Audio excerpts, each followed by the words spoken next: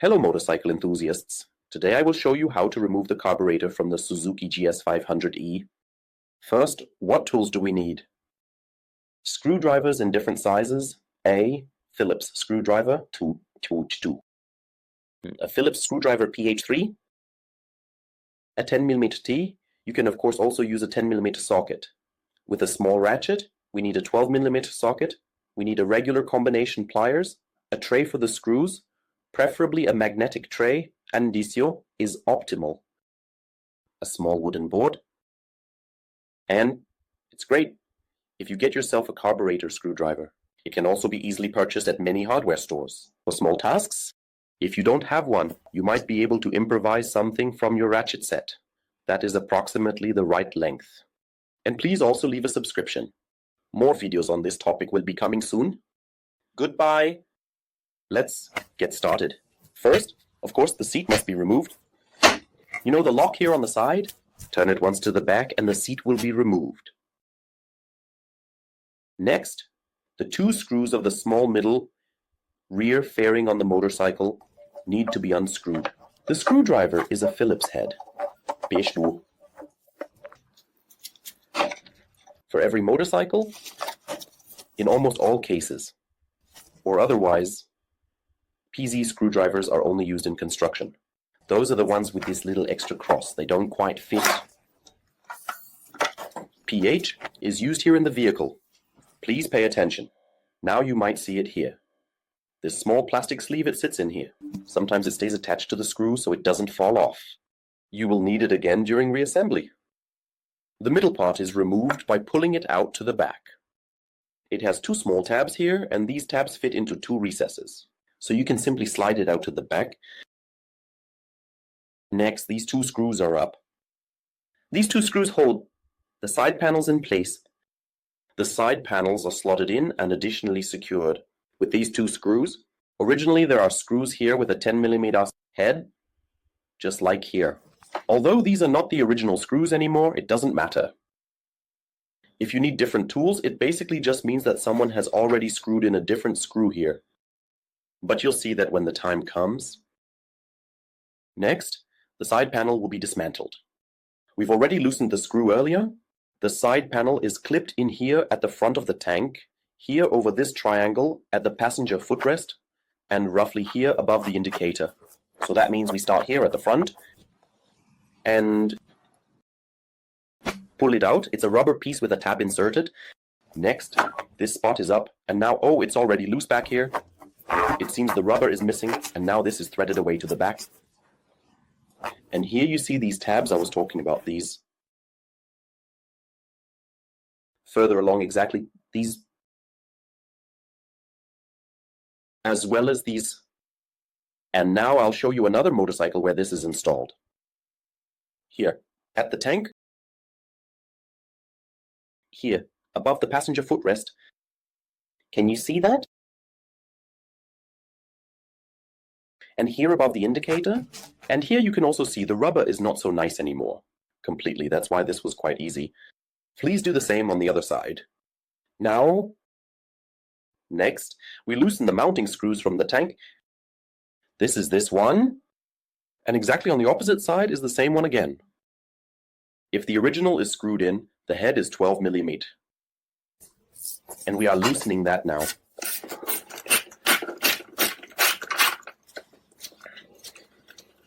These are quite long screws. And, as I said, the magnetic tray is always very useful. Nothing falls down that way.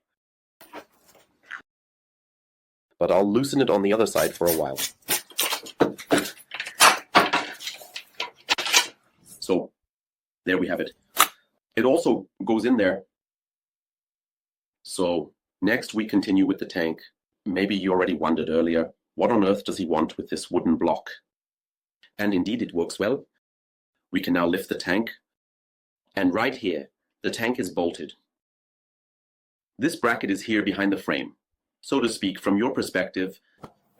And when we lift it up enough, we can wedge the little piece of wood underneath. And we have the opportunity to properly close the assembly fuel tap without pinching our fingers. I'll show you how to do that in a moment. There you see the assembly fuel tap Screwdriver is inserted, vertical position, and now we turn it to horizontal and close it. With this, we can now further disassemble the tank without having the problem of gasoline running over our hands. In front of it, this is the nozzle of the overflow hose. The tank filler neck, this hose also needs to come off. Sometimes it comes off quite well from here. Okay, at moment, not so perfect. Okay, we can still reach it with a finger. I wanted to show you already. This hose essentially serves as the overflow, so if you spill a little while refueling at the top of the filler neck, it is directed downwards under the motorcycle. So, let's continue under the tank. And now we are on the left side, on the motorcycle's left in the direction of travel. Now we see here the two tubes of the assembly fuel tap. There are two hose connections here. Originally, these are clamped. For that, you would need a pair of pliers to open them. We will certainly see such a hose connection later on. Some work has already been done here. There is also a different fuel hose attached, so please just loosen the clamps at this point. Sometimes there is a cable tie over it, a clamp, a screw clamp, like here. Loosen the clamps and carefully pull the hoses downwards. So the hose, I have now also removed the hose from the overflow of the filler neck at the bottom. It is just plugged in and comes off easily. Next, we take out our little sleeve here again. And now we can actually remove the tank from the motorcycle. And indeed, we wiggle it a little and pull it backwards. And once we've done that, we can lift it up. Now I have an important piece of information about this spot. Here at this spot, originally from Suzuki, there is a ribbed tank rubber, O, that often stays in place when removing the tank. It simply remains here in the tank in this notch that fits over it. It falls off and gets forgotten. If there's no rubber on it, it rattles terribly while driving because then it's metal on metal. So please pay attention here. Someone has already glued another one here. If the original is there, maybe just secure it with a cable tie, make a hole. In any case, be careful. Please make sure that this rubber doesn't get lost here. So next we remove the air filter box. The air filter box is attached here and on the other side with a screw in the same way. If it's the original, you'll need a Phillips screwdriver, PH3. Oh, so the thicker one, you'll damage the screw with a size 2. So please remove these two screws. Even if it might not be necessary right now, I would recommend that you unscrew the air filter. You'll have to do that anyway when you reassemble the whole thing. This is important for that. Additionally, you'll have the opportunity to check it right away. So these are the 4 screws, and then you have the air filter out. So before we can remove the air filter box, we need to loosen the fuel tap. There is a screw here with a 10mm head. If it's the original screw, this will be loosened. The fuel tap is attached to a small base plate on the frame. I'll show you. There is this screw hole and this small nipple, and it sits so that the fuel tap cannot rotate. Okay, let's put this in here. There are 2 holes, one for the screw and one for this small nipple. And then the fuel tap can sit securely there. So friends, let's continue. Next, the clamps that connect the air filter housing to the carburetor will be loosened. And there is a Phillips head screw there. It's very hard to capture. Let's look on the other side. I think you can see it a bit better here. And there, sometimes, the clamps are also twisted. Yes. Right at this spot. Sometimes the clamps are also twisted and the screws are located here on the inside.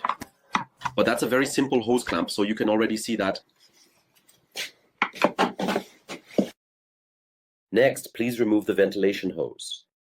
It only gets in the way for the next steps. It's just plugged in here. So, we'll set it aside. Now, the air filter box can be removed. This is a fiddly task. There are many cables here and hoses underneath. If it's very difficult to remove, there's also a ventilation hose at the bottom. It leads under the motorcycle. Sometimes it gets stuck on the motorcycle and comes off at the bottom. Most of the time, we pull it out together. So, we make sure we can demonstrate everywhere. So, now we have it here. The ventilation hose is attached here. It's now lying down here. It came off here, so someone probably secured it at the bottom with a cable tie. That's why it didn't come out with it. You just need to remember to reattach it during reassembly. Now we also see that a hose clamp has fallen off here. We'll put it back on right here as well.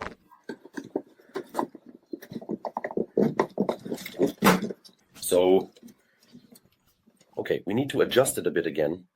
Good. The air filter box can be set aside. Next, I'll turn on the light again. Maybe you could be so kind and come over. We'll loosen these screws. This is the clamp that connects the intake manifold to the carburetor.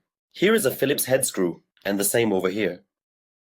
It can also happen that a previous owner or someone who worked on it turned the clamps so that the screws face inward, or that you can access them from the side. This is also sometimes the case, meaning they were turned downward. So, I have loosened the clamps on the right and left. Next, I will loosen the vacuum hose, which is attached to the left carburetor in the direction of travel. So it's just plugged on here. This one goes to the fuel tap and supplies it with vacuum so that the fuel tap opens. Please make sure to keep an eye on this hose and check it for cracks and damage. If it is damaged, it has two. Firstly, the motorcycle doesn't run properly. It always runs poorly on the left cylinder at low RPM. And secondly, your fuel tap doesn't open properly anymore. Now we come to the fuel supply, which is here in the middle. And here you can see the original hose clamp that I missed earlier under the tank. It is squeezed together here and simply pushed down. And now we can remove the hose here. A few drops of gasoline will come out now, but that's not a problem. If that bothers you, place a rag here. Add a rag to it. Okay, it's sitting well here. Tightly on. Wiggle it a bit. So, okay, that's it. So, the hose is off. Next, we can remove the carburetor. The clamps at the front are loosened. That means we wiggle it a bit up and down. Yes, while pulling. And then there's a pop, and it's out. We now turn it a little bit here. First, we remove the choke cable. It's plugged in here. You pull it in this direction. Then it can come out of this groove. The spring is attached here at the front. And now it is moved downwards. And now it can be taken out to the side. That's the first step. Next, the throttle cable needs to be removed. Now I have turned it around once. And indeed, I kept this from you earlier. You need a small 10mm open-end wrench. Now this lock nut up here is loosened. And underneath here, I'll show you, down there. Underneath is a nut in a fitting shape so that it cannot turn there. This is important right away. So this is loosened here. Now, you screw this up a little bit. And now, with a slight upward pull, we turn. Here on the adjuster. And indeed, until we can release the nut here from its holder, can you see that? Okay, now the nut needs to be brought all the way down here. Thank you very much. And now you can close it so that it stays here. If that doesn't work, if you can only pull up to here, for example, that might be the case. You would need to, please come over here once. You have on the right side of the handlebar, under the control unit here, an adjuster. This one is already fully screwed together, but sometimes it is also unscrewed. The further it is unscrewed, the shorter the cable is below. So I have already screwed it in here. I do that beforehand, then I know it. So if it's not enough, please look here. Return to the carburetor. So you pull here, release this out, and now I hope that we can, okay, now of course, gasoline has leaked out. It's clear that we can catch it. Here is a slot in the holder of the cable nipple. So we need to try to get the mother out of here. You don't need to do that. I'll screw this back on a bit, just so we can properly show how it continues here.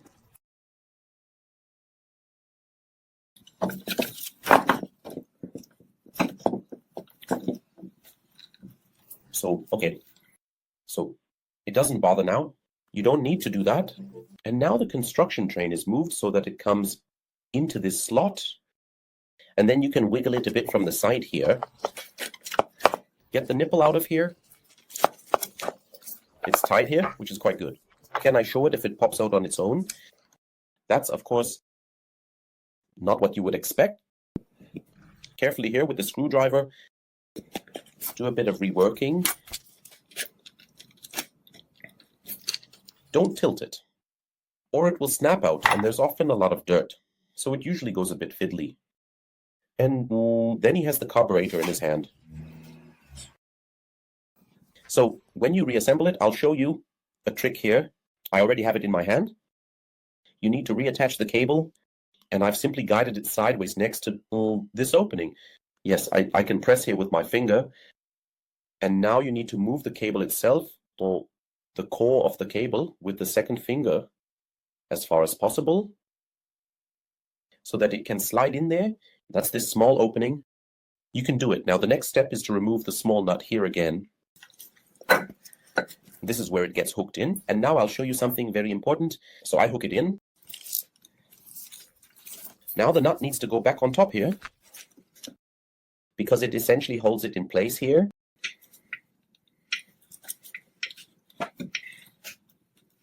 It's a bit tricky to position it, but it can be done.